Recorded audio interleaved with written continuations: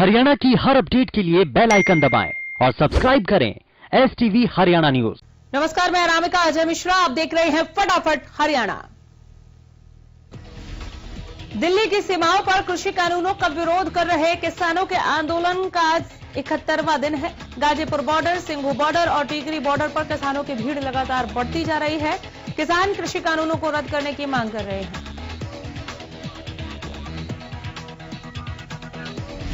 किसान आंदोलन के मद्देनजर हरियाणा सरकार ने इंटरनेट बैन की समय सीमा को बढ़ा दिया है। सरकार ने आज शाम 5 बजे तक इंटरनेट बंद करने का फैसला लिया। इस दौरान प्रदेश के 7 जिलों के बजाय 5 जिलों में इंटरनेट सेवा बंद रहेंगी।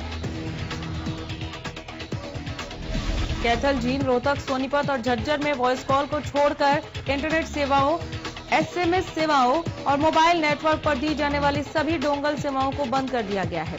इसके साथ ही पानीपत और चरखी दादरी में इंटरनेट सुविधाओं को बहाल कर दिया गया है।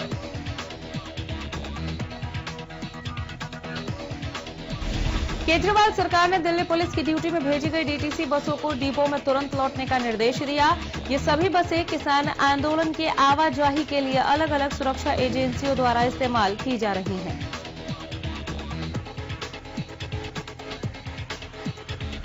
परिवहन विभाग के मुताबिक दिल्ली पुलिस द्वारा किसान आंदोलन की शुरुआत के बाद से ही DTC की बसें बड़ी संख्या में इस्तेमाल की जा रही हैं। साथ ही विभाग ने DTC को निर्देश दिए हैं कि बिना सरकार की अनुमति के दिल्ली पुलिस को बसें नहीं दें।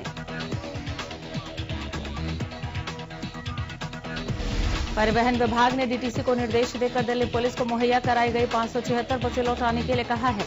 आपको बता दें कि दिल्ली में किसान आंदोलन के मद्देनजर राज्य की सीमाओं पर तार, कील और बैरिकेडिंग लगा दी गई। पहले गाजीपुर बॉर्डर को किले में तब्दील किया गया और अब टिकरी बॉर्डर पर भी सुरक्षा व्यवस्था को बढ़ा दिया गया है।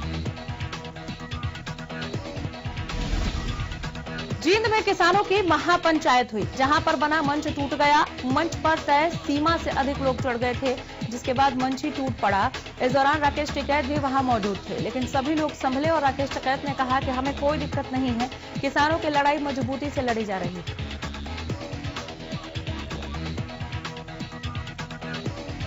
महापंचायत में किसान नेता राकेश टिकैत ने कहा कि जींद में मंच भी टूटा, भीड़ का रिकॉर्ड भी टूटा। साल 2021 युवा क्रांति का साल है।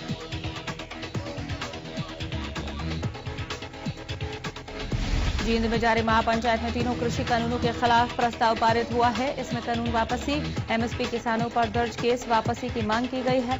किसान नेता राकेश टिकैत भी इस दौरान मंच पर मौजूद रहे। गणतंत्र दिवस पर हिंसा मामले में दिल्ली पुलिस ने आरोपियों पर इनाम घोषित किया है। दिल्ली पुलिस ने दीप सिद्धू समेत 4 आरोपियों पर 1 लाख रुपए का इनाम घोषित किया है।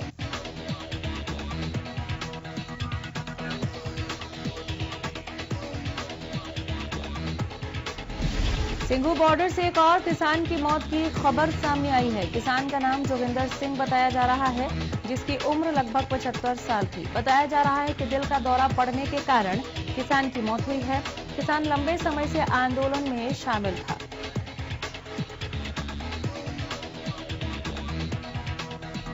किसान आंदोलन का 70वां दिन है और आज भी नए कृषि कानूनों पर तकरार जारी है। इसी बीच किसानों के साथ साथ उनके छोटे छोटे बच्चे भी किसान आंदोलन से जुड़ना शुरू हो गए हैं।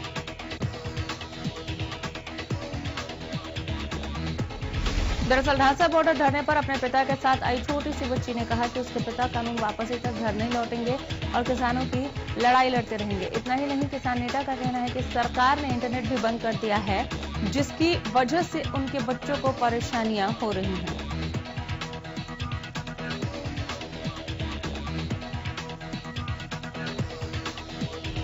उधर पलवल के अटोहा चौक पर चल रहा किसानों का धरना तीसरे दिन भी जारी रहा। इस दौरान किसान नेताओं का कहना है कि सरकार किसानों पर कितना भी अत्याचार कर ले, जब तक उनकी मांगों को नहीं माना जाता तब तक उनका यह आंदोलन जारी रहेगा।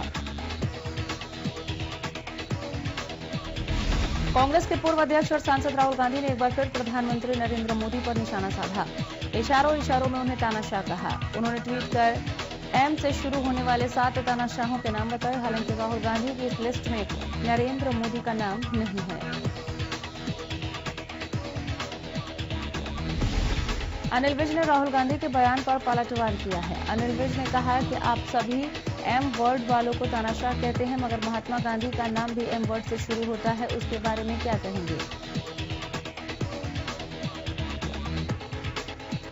किसान मजदूर संघर्ष समिति पंजाब के प्रदेश अध्यक्ष सतनाम सिंह पन्नू और महासचिव श्रवण सिंह पंढेर ने सिंघू बॉर्डर पर प्रेस कॉन्फ्रेंस की। इस मौके पर श्रवण सिंह पंढेर ने कहा कि मोदी सरकार ने बजट भी सिर्फ आगामी राज्य चुनावों के मद्देनजर लुभावने वादे किए गए। कुंडली मानेसर पलवल एक्सप्रेस वे पर 2 दिनों से टोल वसूलने की प्रक्रिया को किसानों ने एक बार फिर बंद करा दिया। बुधवार की दोपहर किसान बाबरी टोल पर पहुंचे और टोल प्रबंधक को टोल बंद करने के लिए कहा गया। हालांकि दोनों पक्षों के बीच कुछ नोकझोंक भी हुई, लेकिन बाद में किसानों ने एकजुट रहते हुए टोल वसूलने की प्रक्रिया को बंद करा दिया है। बता दें कि 26 दिसंबर के बाद केएमपी पर टोल वसूलने का काम बंद था, लेकिन 2 दिनों से दोबारा टोल वसूला जा रहा है, जिसे लेकर किसानों ने बंद करा दिया है। टिकरी बॉर्डर पर किसानों का आंदोलन पिछले 70 दिनों से जारी है। हर रोज भारी संख्या में किसान आंदोलन में शामिल होने के लिए टिकरी बॉर्डर पर पहुंच रहे हैं। बुधवार को कलानौर से भी सैकड़ों किसान ट्रैक्टरों पर सवार होकर टिकरी बॉर्डर के लिए रवाना हुए। दिल्ली में गिरफ्तार किसानों की रिहाई की मांग को लेकर हरियाणा पंजाब के सैकड़ों युवाओं ने मोटरसाइकिल रैली निकाली। ये मोटरसाइकिल रैली हिसार रोड पर स्थित गांव कन्हड़ी से शुरू हुई। टाउन पार्क के बाहर किसान आंदोलन के पक्के धरने को समर्थन देते हुए टोहाना के मुख्य मार्गों से पूरे शहर को कवर किया गया।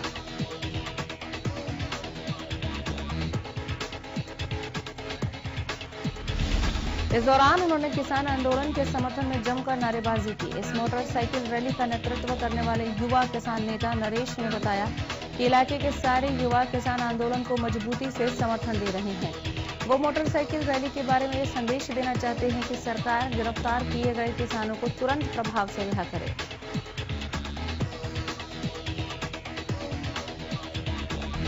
प्रदेश के कई इलाकों में तड़के सुबह बारिश देखने को मिली। मौसम विभाग के मुताबिक बारिश के कारण न्यूनतम तापमान में गिरावट देखने को मिल सकती है। मौसम विभाग के मुताबिक अगले 3 दिनों तक बारिश की आशंका बनी हुई है।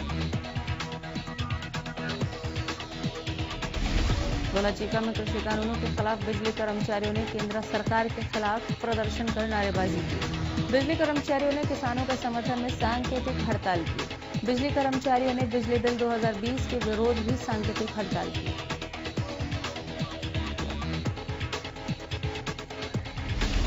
गोहाना में भी बिजली कर्मचारियों ने सांकेतिक हड़ताल की। बिजली कर्मचारियों ने सरकार पर मनमानी करने का आरोप लगाते हुए बीजेपी सरकार पर कर्मचारी विरोधी सरकार बताया सरकार को और हड़ताल कर रहे बिजली कर्मचारियों ने सरकार द्वारा बिजली बिल 2020 वापस लेने की मांग की।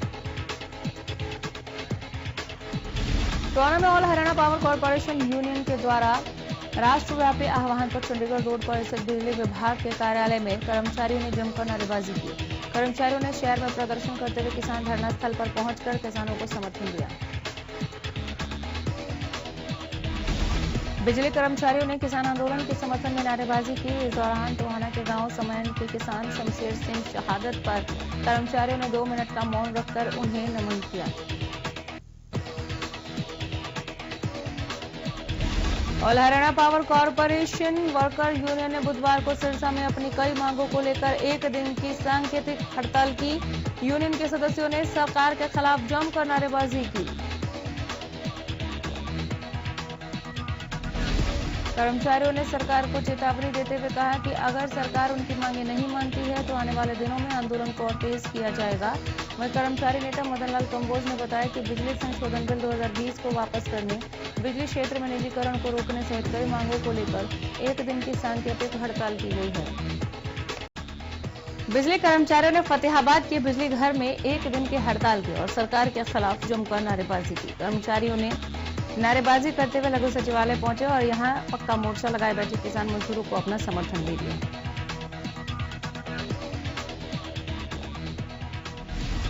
बिजली कर्मचारी नेता अमित शर्मा ने कहा कि किसानों के समर्थन में पूरे देश के बिजली worker all Haryana power worker union के आह्वान पर हड़ताल पर हैं। उन्होंने कहा कि देश का अन्नदाता आज सड़कों पर है और साथ ही सरकार ने बिजली संशोधन एक्ट 2020 जो पारित किया है उसके खिलाफ भी किसानों ने आवाज उठा रखी है। किसान हमारा समर्थन कर रहे हैं, इसलिए हम उनके समर्थन में हड़ताल पर हैं। हरियाणा में कोरोना वैक्सीनेशन का दूसरा चरण शुरू हो गया है। दूसरे चरण में फ्रंटलाइन वर्कर्स को वैक्सीन लगाई जाएगी। 7 फरवरी तक कोविन पोर्टल पर पंजीकरण किया जाएगा। केंद्र सरकार द्वारा लोकसभा में पेश किए गए बजट में स्वास्थ्य सेवाओं पर जोर दिया गया। प्रदेश में केंद्र के सहयोग से 17,000 और शहरों में 11,000 हेल्थ एंड वेलनेस सेंटर खोले जाने हैं। सिरसा जिले में 151 सब सेंटरों और 28 पीएचसी को हेल्थ वेलनेस सेंटर में बदला जाना है।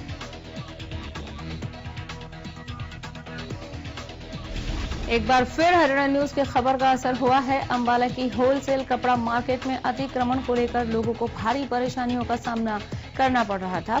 जिस खबर को आपके पसंदीदा चैनल हरियाणा न्यूज ने प्रमुखता से दिखाया था। खबर दिखाए जाने के बाद प्रशासन ने खबर को संज्ञान में लेते हुए मार्केट में जाकर अतिक्रमण हटाया। कैंटोनमेंट बोर्ड ने अभी से चुनाव की तैयारियां शुरू कर दी हैं, क्योंकि रक्षा मंत्रालय द्वारा सोमवार को जारी नोटिफिकेशन के बाद 10 फरवरी को कैंटोनमेंट बोर्ड अंबाला का कार्यकाल समाप्त हो जाएगा।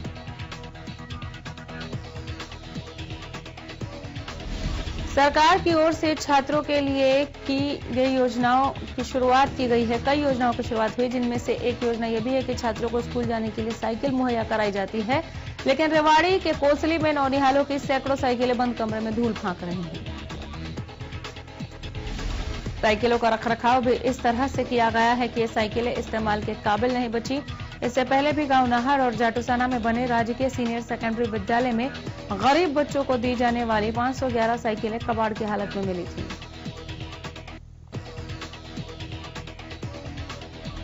साइबर सिटी गुरुग्राम के सभी निवासियों को अब पानी के बिल का भी भुगतान करना होगा। गुरुग्राम नगर निगम ने सर्वे कर सभी प्रॉपर्टियों को चिन्हित कर दिया है, जिनसे पानी के बिल के भुगतान की प्रक्रिया शुरू कर दी जाएगी।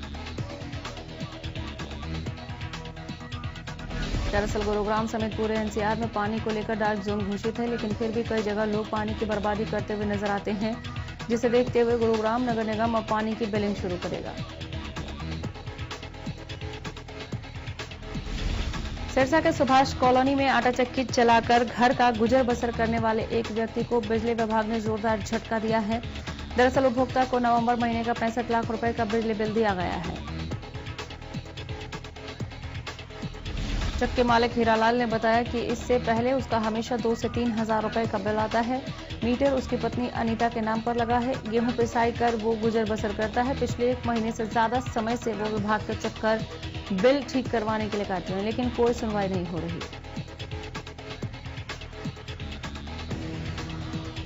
अंबाला के आर्य गर्ल्स कॉलेज में एनसीसी कैडेट्स का 5 दिवसीय शिविर का आयोजन किया गया, जिसमें अंबाला, मुलाना, नारायणगढ़ के 10 कॉलेजों से लगभग 250 कैडेट्स ने शिविर में हिस्सा लिया। बी सर्टिफिकेट के लिए 3 दिन का और सी सर्टिफिकेट के लिए 5 दिन का शिविर रखा गया।